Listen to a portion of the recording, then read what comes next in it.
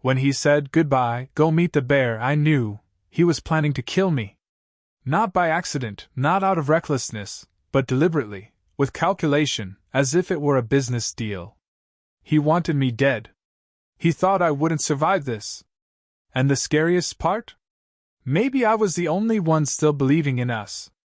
Jack Miller stood, leaning against the cold trunk of a tree, watching his son's figure fade into the distance, and his heart tightened. He tried to gather his thoughts, but everything blended into a whirlwind. Deceit, betrayal, bitterness, fear, it all intertwined in his mind. Too much felt wrong, and the pain that gripped his chest wouldn't let him breathe. This wasn't just a moment. This was the end of everything he had ever known. They were alone. In the forest. In Alaska. Complete isolation. There were no city sounds, no familiar encounters. Just raw nature that could take your life if you weren't prepared to fight. And there, in the midst of it all, Clayton, his son, said the words he never wanted to hear from any father. "Goodbye, go meet the bear." He didn't give me food, water, or supplies. And he just walked away. He believed I would die. I knew he thought that. At one time, I would have said it was just a mistake, that my son wasn't capable of such a thing. But I knew this wasn't a mistake. This was a conscious plan. He wanted me dead. He wanted me gone, so he could take everything I had built, my business, my inheritance, my life. Everything I had worked for him to have now seemed like just an object to him, something he planned to take. I had been through a lot to get to where I was. My military experience taught me to be strong. I survived the worst conditions, went through war, death, and loss, but I had never felt so betrayed as I did in that moment. My heart couldn't believe what was happening. This wasn't just my son. This was the person I raised, the person I loved, and now he was someone who believed my death was his path to success. I dedicated my entire life to creating a business I thought would ensure both our futures. I worked tirelessly, survived, took risks to give him what I dreamed of when I was his age. He was my purpose. But all of that was now meaningless. Everything I had worked to provide for him was, in his eyes, just part of the game, part of his plan. His eyes no longer held the pride and love they once did. They were filled with greed. We lived together, and I knew my son was not the person I hoped he would be. I tried to instill in him the values that my father gave me. I taught him responsibility, hard work, respect for those who gave him life. But all of that turned out to be futile. Instead of becoming a man who valued effort and sacrifice, he became a person who saw me as something to be used and discarded once he had what he wanted. I still couldn't believe this was real. That my son, the one I should have raised, the one who should have been my legacy, decided to kill me so he could take everything I had worked for. Because it was me who taught him all of this. It was me who stood in his life as a figure who should have supported him, not destroyed him. Every step I took in that forest was a step toward facing myself. I knew I couldn't die. Not because I was afraid of death, but because I understood, if I die, if I give up, it will be his victory. And I can't let him win. I was ready to fight. And I was ready to teach him what things really cost. He thought that by leaving me here, he would get everything he wanted. But I was alive. And I would be the living reminder that some things can't just be taken. He thought that by leaving me to die, he would inherit everything. But I was still standing, and I was going to show him that life doesn't come without a price. My survival became more than just a matter of physical endurance. It was a matter of justice. I knew I would return home not just to survive but to make him face the consequences. I was ready, like never before, to teach him that there are things in life you don't just take, you earn them. And he, my son, would learn this lesson. No matter how badly he wanted to see me dead, I was ready to do whatever it took to take back my life and show him that I would always be stronger than he ever thought. I had been noticing more and more how Clayton was growing increasingly distant. He stopped taking my advice, stopped appreciating the effort I put into giving him the best start in life. Everything I did seemed insufficient. He was constantly dissatisfied, and I began to feel that my care had become a burden to him. He didn't want to work, he didn't want to learn, and every time I tried to help, he just pulled away. Every day, I felt like I was losing him. And at some point, it became clear to me that maybe he didn't want me in his life anymore. I tried to teach him the importance of responsibility, hard work, and respect for life, but he started to see me as something to use, and then throw away when it wasn't needed anymore. He had grown up, but he didn't become the person I had hoped to raise. And I began to think that maybe he didn't need my guidance at all. When Clayton suggested we go to Alaska, I honestly was shocked. He said it would be a chance to return to the old times, those moments when we were close, when he listened with interest to my stories about survival in the wild. He proposed a few days in the woods, like we used to do. I, of course, agreed. We hadn't spent much time together lately, and I thought this would be a great chance for us to reconnect. I thought it would be a good moment for both of us, to restore the bond we had lost. But then, as I started to think about it, I felt something strange. I couldn't shake the feeling that something wasn't quite right. He suggested the trip so confidently. He knew I wouldn't turn it down because I always wanted to spend time with him. But the more I thought about it, the more I felt like everything was too perfect. He spoke about the trip as if everything had been decided in advance. He didn't ask me what I needed for the journey, didn't check on my doubts, didn't try to convince me or reassure me. Everything just fell into place too easily. I started to suspect that there was more to this trip. He always knew how to convince me. He knew that if I offered the trip, I wouldn't say no. He knew how much I longed for the old times, when Clayton was still a child, when we hiked together, when his eyes were filled with curiosity. He used all of this to make me believe that this would be our chance, our reunion. I prepared everything that was needed for such a trip. We bought the gear, packed the tents, the provisions, the water, and everything else. In his eyes, I saw a hidden confidence I hadn't noticed before. He was calm, almost too calm. Everything went too smoothly, without any unnecessary questions, and something in his voice made me doubt. But I believed that he truly wanted to reconnect and pressed forward. We traveled to the most remote areas of Alaska. The terrain was harsh and inhospitable, but I thought these were the kinds of places that once brought us together. I had no idea that behind this illusion lay not a desire to spend time with his father, but a far more sinister plan. He knew that in places like this, without proper preparation and help, I wouldn't survive. He knew that by leaving me alone, I would die. When we reached our destination, I sensed that something was off. Clayton started acting strangely. It was as though he was prepared for what was happening. He was setting me up for a serious test, claiming it would be an incredible adventure that I should endure. I still couldn't understand what was going on until I heard those words. "Goodbye, go meet the bear." That's when I realized this wasn't just a random trip. He thought that by leaving me in these harsh conditions, he would take everything I had worked for. We began our journey to Alaska, and with every mile, I felt the tension growing in my chest. I was starting to doubt more and more, but at the same time, I decided to give Clayton a chance. Maybe I had been too hard on him. Maybe I should have trusted him more.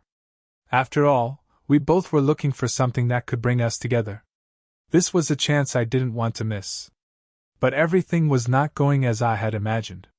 At first, it was a subtle feeling of discomfort that I tried to ignore. Clayton looked calm, even too calm.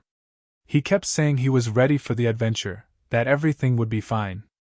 But there was a certain tension in his voice that I couldn't overlook. When he was preparing for the trip, he packed everything so carefully, as if he knew there would be special conditions that I might not be able to handle. He left nothing to chance. I thought that was a good thing because preparation is always important, but something about it didn't sit right with me. On the way to Alaska, I began noticing other strange things. When we stopped in a small town to rest, he said he was going to check the gear. He spent a long time fiddling with his backpack, checking every strap and zipper, which seemed a bit excessive to me.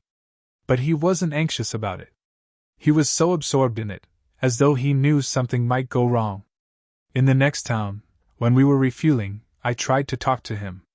I asked how he was feeling on the road, if he was worried at all. He replied that everything was fine, but in his eyes, I saw something strange. It wasn't anxiety. It was cold confidence. I couldn't understand what exactly was making me feel uncomfortable, but it was clear to me that something was off. As we continued, I noticed that Clayton wasn't concerned at all about how I was coping with the conditions. He was too focused on the journey itself, making sure everything went according to his plan. I told him that we needed to be careful, check every detail, and be prepared for any unexpected situations. But he always responded that everything was under control. His confidence was so evident that I didn't know how to react to it anymore. He began avoiding discussions about what could go wrong. When I mentioned that we should be cautious, he would just reply that everything would be fine. I saw how he deflected any detailed explanations about the gear and the route. Deep down, I began to realize that his calmness wasn't confidence. It was something more unsettling. Then it hit me. He wasn't ready for conditions like I was. All this time, he had been showing me that he had everything needed to survive. But something in his behavior told me that he had no real experience with these kinds of trips. He didn't know how to handle hardships for real. All this preparation seemed superficial. He showed me backpacks, sleeping bags, and equipment, but I could see that behind all that, something darker was hidden. With every mile, I became more convinced that he was hiding something. And the further we went, the more I began to doubt his motives. Why was he trying so hard to make everything seem perfect? Why did his readiness for this trip seem more like a game than a genuine desire to spend time with his father? I kept feeling that I was being used, that he was keeping something important from me, and I couldn't allow myself to ignore this feeling. Now, every detail seemed significant, every glance of his seemed suspicious. I had to figure out what he was planning before it was too late. We arrived in Alaska, and immediately felt the power of the wilderness. Surrounding us was an endless expanse of land, which I had always viewed as a place for challenges, but this was a different kind of nature. A place where every step could lead to unexpected consequences. As soon as we got out of the car, we were greeted by a park ranger. He was young, but his eyes were full of experience, and despite his calmness, there was a note of concern in his voice. He began explaining all the potential threats in this area: bears, wolves, swollen rivers, and temperature drops. He wasn't trying to scare us, but he spoke seriously. "If something goes wrong, you'll be in danger," he told us, especially emphasizing the importance of being cautious. I listened closely, but Clayton. He was full of determination, and so well prepared that it seemed like everything the ranger was saying didn't concern him. He checked his gear once more, nodded, and said, "We're ready." It all seemed too perfect, and I started feeling that his confidence was hiding something more. He was overprepared, as if he expected exactly these conditions, as though he had foreseen that something might go wrong and had prepared for it. As we ventured deeper into the forest, I immediately noticed that Clayton was paying too much attention to every step. Every piece of gear was perfectly in place. His backpack was packed flawlessly, the tent was set up in the best way possible, and he checked everything again and again. It looked like he was expecting these exact conditions, like he already knew something could go wrong and had prepared for it. I tried to explain to him that in such conditions, it's important to be cautious, that even the best preparation doesn't guarantee safety. But Clayton wasn't listening. He was too confident in himself, and that made me uneasy. There was no sign of inexperience in his actions. On the contrary, he looked like he was in control of everything around him. He knew how to set up camp, how to build a fire, and how to pitch a tent, but he was too calm, too sure of his preparation.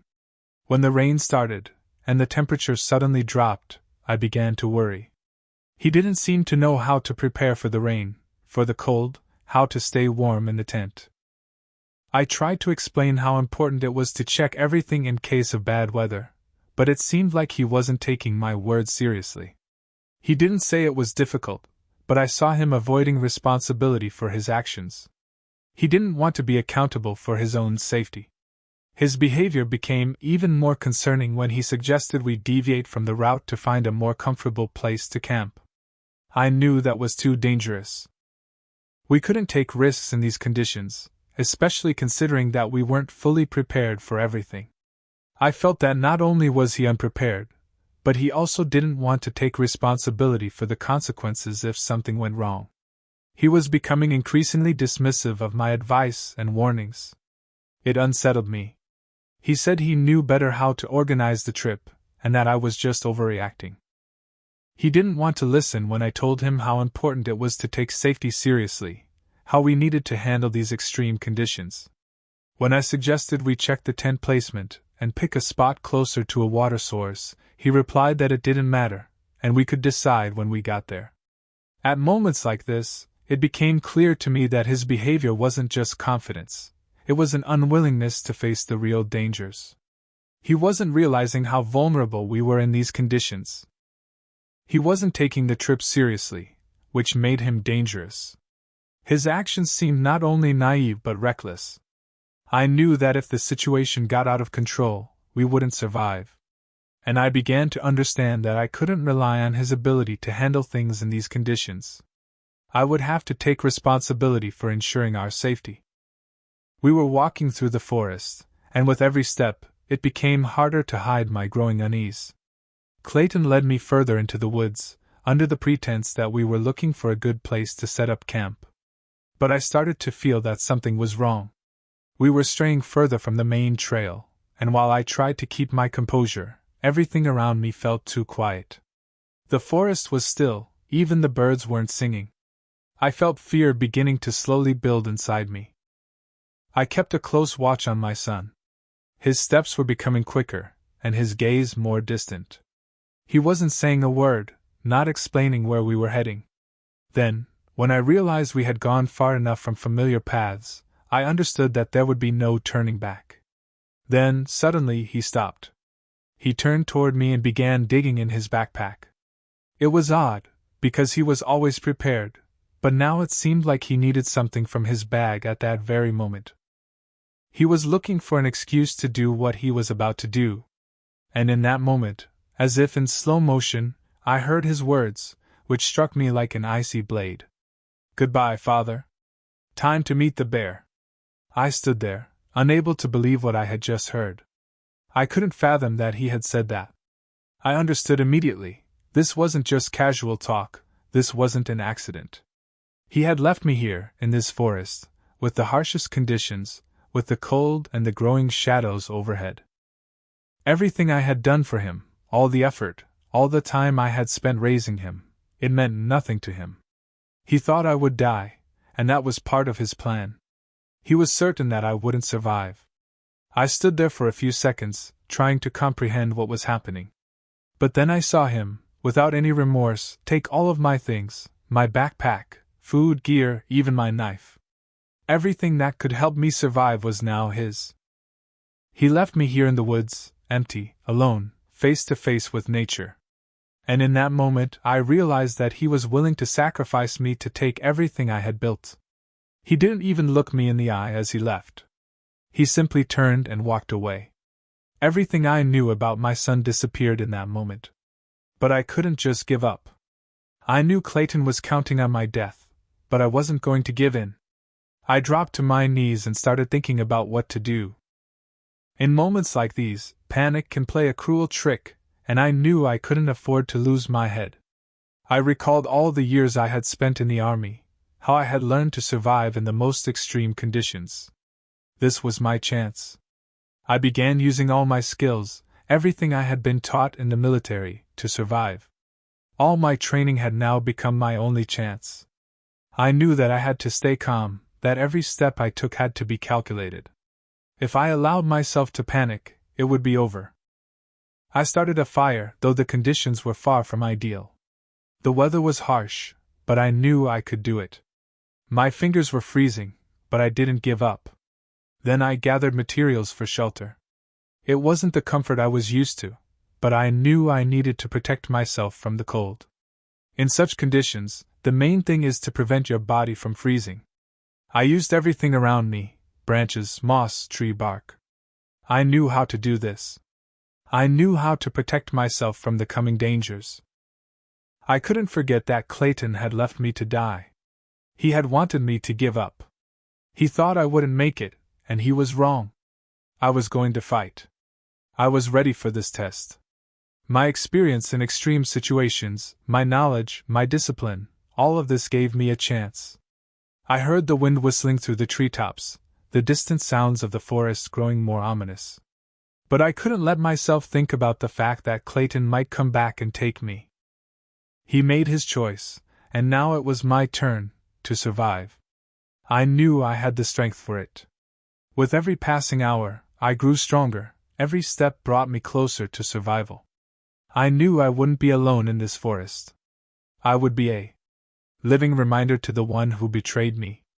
And one day, I would return. I would make him pay for what he did. When I returned home, after surviving in the forest, everything felt foreign and distant. The process of coming back was long and difficult, and despite the fact that I was alive, there was no room for joy in my mind. The simple fact that I survived, that I made it through that and came back, was in a way a victory. But I couldn't forget what my son had done. Everything I had gone through, all the horror, pain, and struggle of surviving in the woods, it all meant nothing compared to what he had done to me. He had left me to die, without a second thought. That betrayal felt like a knife in my back, and I was determined that it would not go unpunished. I stood in my living room, staring at the empty space he once called home. The memory of him looking at me as he left me in the forest haunted me. At first, I couldn't believe it was all premeditated. I thought it could have been just a mistake, a misjudgment, that he didn't know what he was doing. But now, as I stood here, I understood, it was a calculated move. He left me in the forest because he thought I would die. He thought I wouldn't survive. And that was his mistake. But I was alive, and now I had to act. I knew I needed to gather myself, collect the evidence, and prepare for my revenge. He couldn't just get away with what he did. I couldn't let him off the hook. I decided to start collecting everything I could to make sure he paid for his actions. Everything connected to that day, everything he tried to hide. I began collecting recordings, messages, documents, everything that could prove his guilt. I used all my knowledge and experience to gather the necessary facts and evidence. He thought I wouldn't come back, that everything would be forgotten. But I knew there would be no forgiveness. I needed to make sure he wouldn't get away with it. Everything I created for him, all the effort, all the work, all the care, now seemed pointless. He showed me that none of it mattered to him. He was willing to sacrifice me in order to get everything I had built. He thought my inheritance would be his. He was wrong. I had to change my will. I couldn't leave him anything. Everything I had created had to go to charity. To causes I considered truly important. To people who needed help, not to the one who tried to destroy me. I looked at the old letter I had once written and knew that now was the time to change everything. My son didn't deserve anything I had. I thought about it for a long time. He needed to understand that actions have consequences. I was ready to act decisively despite everything he had done to me. He thought it was over. But for me, it was just beginning. I was going to show him what real consequences were. He thought he had won, that it was the end. But I came back. And now he would understand the real cost of his betrayal. As I was preparing these steps, as everything began to fall into place, I knew there would come a time when he would have to answer for his actions. He would think I couldn't do anything, that he had already won. But I came back. And I was ready. He didn't know yet what I had prepared for him. When I heard the sound of the car pulling up to the house, I already knew who it was. Clayton. He had returned, but I didn't expect his return to be so significant for me. I was ready for this moment. My heart was beating fast, but it wasn't fear. It was readiness. I knew that everything I had been through in the forest had led me to this moment, the moment when I could show him the truth. When he entered the house, his face changed immediately. At first, he stood there, looking around, as if something didn't add up. He clearly hadn't expected to see me. He probably thought I was dead out there in the forest. And now, when he saw me alive, something inside him shattered. I could see his confidence starting to crumble, and though he tried to hide his emotions, I knew he was shaken. He had expected me not to survive this ordeal, but here I was, standing in front of him, and I was alive. It was a moment of truth, a moment when all his lies were about to be exposed. He froze in the doorway, unsure how to react. He could barely get the words out. The shock in his voice was palpable as he realized I was alive. He thought I was dead, and now he was confronted with the undeniable reality that I was standing right there in front of him. His whole world was crumbling, and he knew there was no turning back. I wasn't going to let him hide anymore. He had to face what he had done. I looked at him, giving him time to come up with some excuse, but I could see it in his eyes. He was lost. His mind was racing, trying to find a way to explain himself, but I knew it was too late for that. His guilt was starting to settle in, but it was too little, too late. I wasn't going to listen to his excuses anymore. He had made his choices, and now he had to face the consequences. I didn't need to say much. I simply let him stand there, realizing that everything he had hoped for had fallen apart. I wasn't dead. I had come back. And now, he had to face the truth. I had made sure that everything I worked for would not go to him. He wasn't going to get what he thought he could take. He seemed stunned, his face draining of color. He tried to justify himself, but it was clear that nothing he said could undo the damage. I knew his words were hollow. He told me that he had been under pressure, that he didn't know how things would turn out, that he never meant for things to go this far. But I knew it was all just excuses. His words meant nothing anymore. I couldn't believe him. I couldn't trust him. He wasn't the man I raised. He had become someone else entirely, someone driven by greed and ambition, someone willing to do anything to get what he wanted. I stood there, watching him, and for the first time, I realized that I was looking at a stranger. He wasn't my son anymore. He had become a person I couldn't recognize, a person who betrayed me, who tried to take everything I had built. And that person wasn't worthy of any more chances. He tried to apologize, to say he was sorry, but I knew it was all a lie. The remorse he showed was just fear, fear of losing everything, fear of having nothing left. It wasn't true regret. It wasn't real. I saw through him, and I couldn't pretend anymore. I couldn't allow myself to be fooled again. I realized then that there was no going back. There was nothing left for me in him. His actions had sealed his fate, and I would make sure he paid for what he did. He thought he could get away with it, that his plan would work, but I was here, and now he had to face the consequences. There would be no forgiveness, no second chances. He had crossed the line, and now he would pay for it. I stood at the door of the police station, feeling the weight of every step that had led me here. In my hand was a folder, tightly sealed, full of evidence, testimonies, recordings, everything I had gathered over the past days. These pieces of evidence, collected with cold resolve, were now going to be the truth that would tear apart his lies. Clayton thought I wouldn't survive the woods, that I wouldn't come back. He was wrong. When I walked into the station, the officer greeted me like any other. He didn't know what I was carrying. He simply waited, ready to take the usual report. But he didn't know I was about to end it all. I placed the folder on the desk in front of the officer and said, "I've come to tell you the truth. My son tried to kill me." I spoke calmly, but inside, everything was a storm. My hands trembled slightly, but I held myself together. My son, the one I raised, had been willing to do anything to rid himself of me for money and power. Now, I had to finish this. He couldn't walk away unpunished. He had to pay for what he had done. The officer opened the folder, beginning to look through the materials. I could see his face change as he realized the seriousness of what I had brought. The recordings, photographs, the correspondence, it was all laid out in front of him. All the evidence against Clayton. I detailed how he had planned my death, how carefully he had prepared everything so that I wouldn't survive in the forest. I didn't skip a single detail, not a moment that might help expose the truth. I knew this wasn't just about revenge. This was about justice. With each word I spoke, I could feel the weight pressing down on me as I let it all out. I believed now that the truth would have its day. But at the same time, I couldn't shake the feeling of loss. Even after everything he'd done to me, he was still my son.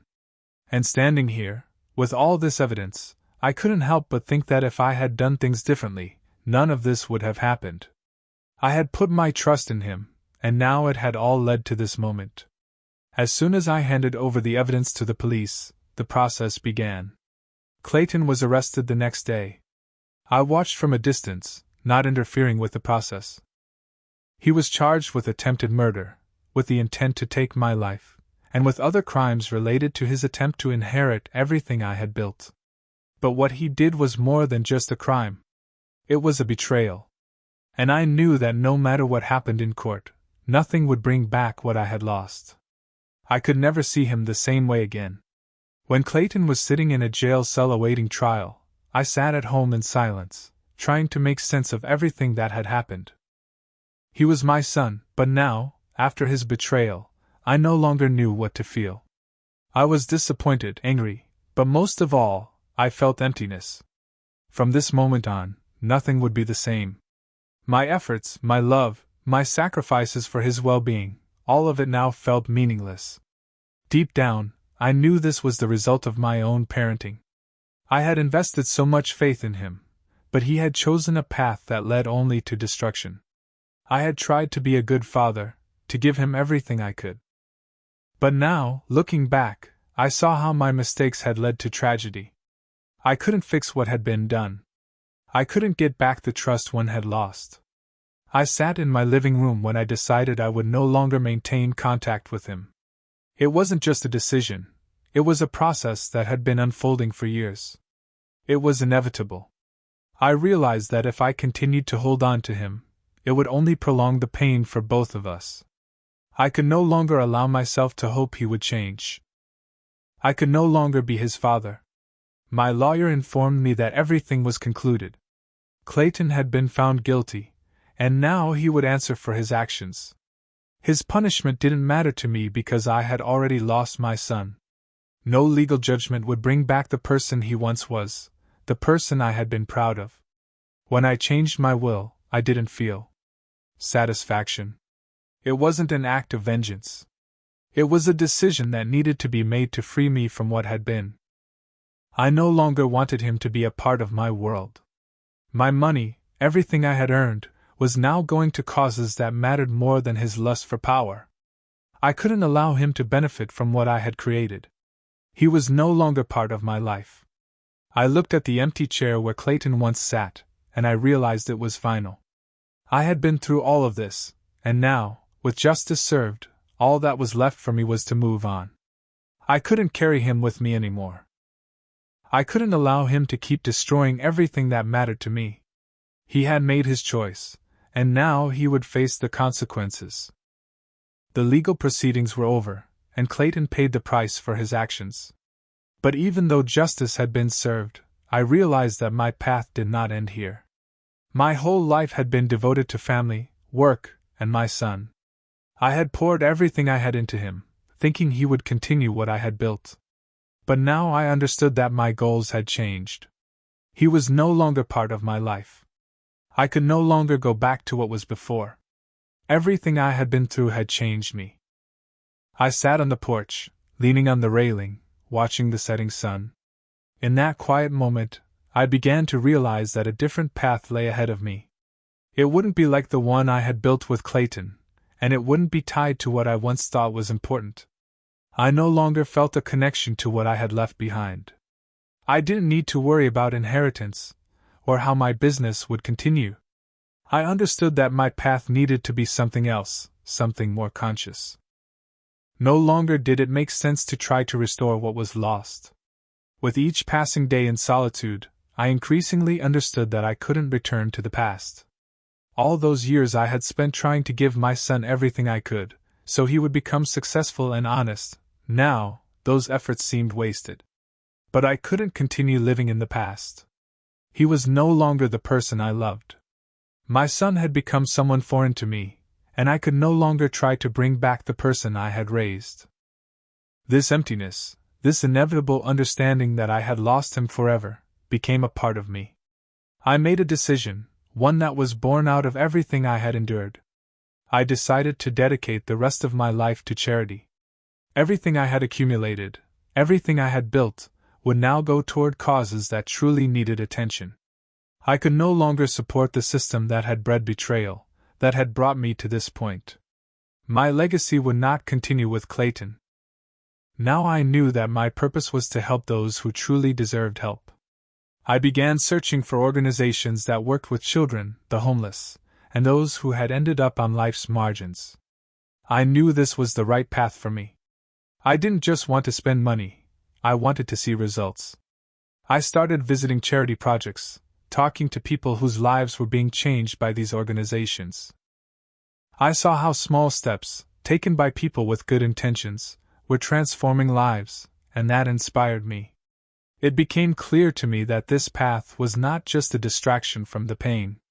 It was my new purpose. I could no longer return to what I had lost, but I could help those who really needed it.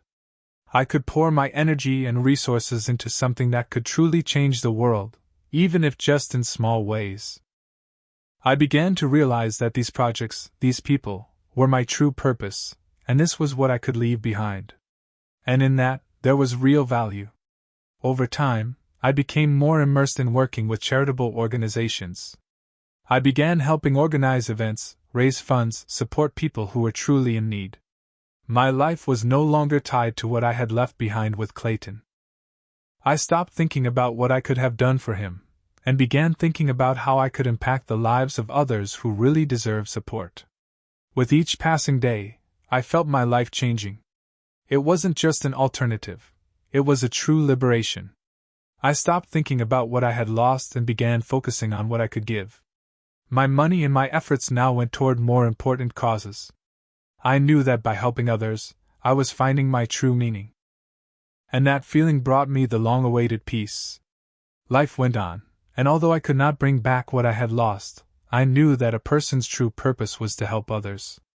I couldn't change the past, but I could create the future.